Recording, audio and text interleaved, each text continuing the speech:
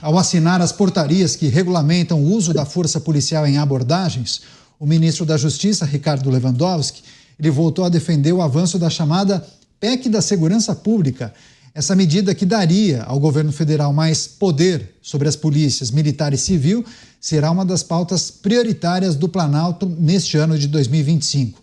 O governador de Goiás, Ronaldo Caiado, e também outros opositores se opõem a esse projeto desde que ele foi apresentado e prometem judicializar a proposta, causando um certo tumulto.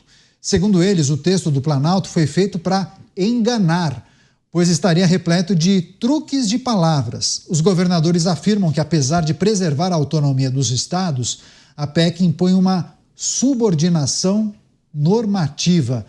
Nelson Kobayashi é advogado e tem muitos amigos policiais e ele se debruçou, analisou essa PEC da Segurança Pública que, de fato, foi apresentada com algumas alterações, né, Koba? Alguns ajustes. Mas Ronaldo Caiado disse, assim, em outras palavras, que não cai nessa, que, na verdade, o texto acaba enganando, entre aspas, né, muitos das pessoas que acabam lendo. Queria que você trouxesse sua análise sobre as mudanças que foram feitas e se a espinha dorsal se mantém a mesma. É centralizar poder na União? Sim, ela é centralizadora e, segundo o Ministério da Justiça, o ministro Ricardo Lewandowski, essa nova versão do texto da PEC foi justamente acolhendo as sugestões dos estados contra aquilo que seria uma usurpação das funções e tal. E foi muito interessante ver a coletiva de imprensa do ministro quando ele fala o seguinte: a gente não está tirando competência de ninguém. Pelo contrário, a gente vai até colocar um parágrafo aqui nesse texto para ficar muito claro de que vão ficar respeitadas as competências dos estados em relação àquilo que passará a ser competência conjunta ou concorrente. Ou seja, você continua mandando na sua casa, mas agora é junto comigo. Ou seja, você continua mandando, mas eu também mando a partir de agora. É mais ou menos isso. Em relação a algumas questões interessantes até que constam dessa proposta que não fazem o menor sentido. Por exemplo, há uma ideia de se dar à Polícia Rodoviária Federal o status de polícia ostensiva, que é função da Polícia Militar. Eles ampliam essa competência da Polícia Rodoviária Federal, até muda o nome para Polícia Viária Federal, PVVF no caso, para atuar até em auxílio às forças policiais dos estados. Então veja só, agora a Polícia Rodoviária Federal, que vai passar a se chamar Polícia Viária, vai poder fazer a função de Polícia Militar em alguns locais, auxiliando, não é usurpando, é auxiliando as polícias estaduais. Esse é um dos pontos. Outra coisa é a criação de auditorias, ouvidorias externas e autônomas. Por que isso tem que vir do ente federal? Para fiscalizar e punir policiais dos estados. Não faz o menor sentido que isso aconteça. Isso continua sendo usurpação de função, entre outros pontos mais, tantos outros pontos polêmicos que não fazem o menor sentido nessa PEC de segurança. Beraldo e Dávila vão trazer suas análises também. Depois do break comercial, é bem rápido, hein? 1 minuto e 26 segundos e meio. A gente conta com você. Daqui a pouco mais análises aqui em Os Pingos nos Is.